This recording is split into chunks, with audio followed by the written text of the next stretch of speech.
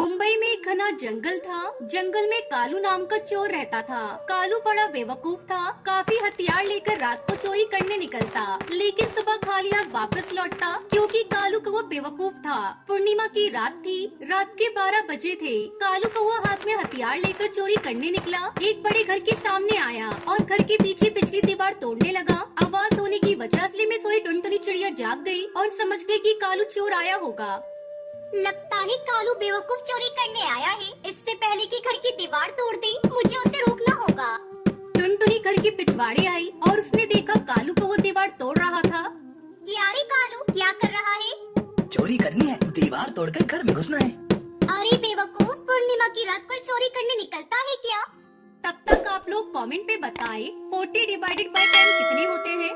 जो अलग टाइप का चोर हूँ, मैं कुछ भी कर सकता हूँ। बाकी चोर डरपोक होते हैं, उनसे मेरी तुलना न कर, मुझे मेरा काम करने दे। कालू की बात सुनकर टुनटुनी सोचने लगी, चलो अभी अपने जाल में फंस गया है, आखिरी चाल चलती हूँ और फिर आराम से घोंसले में जाकर सो जाती हूँ। फिर टुनटुनी कालू से बोली, अगर तू कुछ भी कर सकता है और तू बाकी चोरों की तरह नहीं है तो ये साबित करके दिखा। उसके लिए क्या करना होगा मुझे?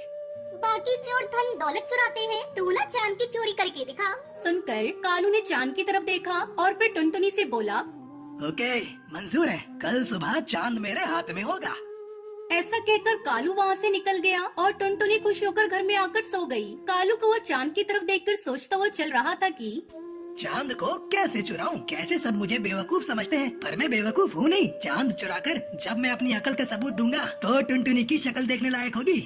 तभी कालू को वो जंगल में आया और रास्ते में खड़े ट्रक को चुराकर ट्रक को एक मैदान, फिर एक चमगादड़ और एक लंबी रस्सी निकाली। रस्सी का एक सिरा उसने चमगादड़ के गले में अटका दिया और दूसरा सिरा ट्रक के पीछे बांध दिया और चमगादड़ को चांद की तरफ फेंक दिया। देखते ही देखते चमगादड़ आसमान चीर कर ऊपर उड़ा तो उसके साथ साथ रस्सी भी उड़ने लगी। चमगादड़ उड़ता रहा और उड़ते उड़ते चांद पर जाकर उल्टा लटक गया। फिर क्या था, कालू खुश होकर ट्रक में बैठ गया और ट्रक चलाने लगा। ट्रक की ताकत से रस्सी बंधे चमगादड़ को खींचने लगा तो चमगादड़ के साथ साथ चांद भी हिलने लगा और देखते देखते चांद जमीन पर आकर गिर गया और उसने चांद उठा लिया।